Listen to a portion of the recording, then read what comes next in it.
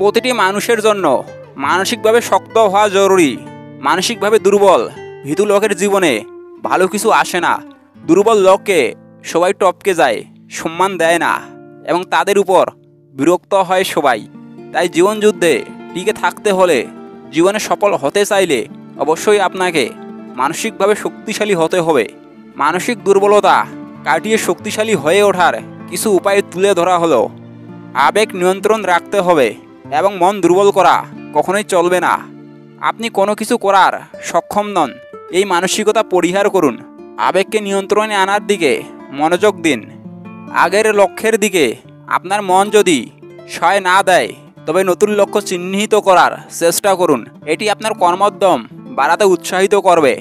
নতুন লক্ষ্য স্থির করার ফলে নতুন উপায়ে আপনি আপনার দক্ষতা মূল্যায়ন করতে পারবেন এবং কাজটি আরও কার্যকর হবে।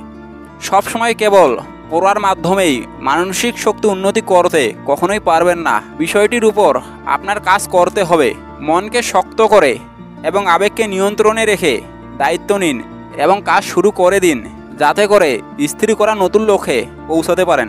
যতক্ষণ না ঝুঁকি নেবেন, ততক্ষণ সামনে এগোতে পারবেন না। চ্যালেঞ্জ গ্রহণ করার ফলে অতীতের ভুলগুলো শুধরে নিতে পারলেই কাজে উন্নতি হবে। এটি আপনাকে পরবর্তী ধাপে যেতে সাহায্য করবে এবং যতটা পারেন আপনি সুযোগ গ্রহণ করুন। ভুল করতে ভয় পাওয়ার কিছুই নেই। মানুষ মাত্রই ভুল করে। যত ভুল করবেন সেগুলো থেকে আরও শিখতে পারবেন। এটি আপনাকে মানসিকভাবে শক্তিশালী করে তুলবে।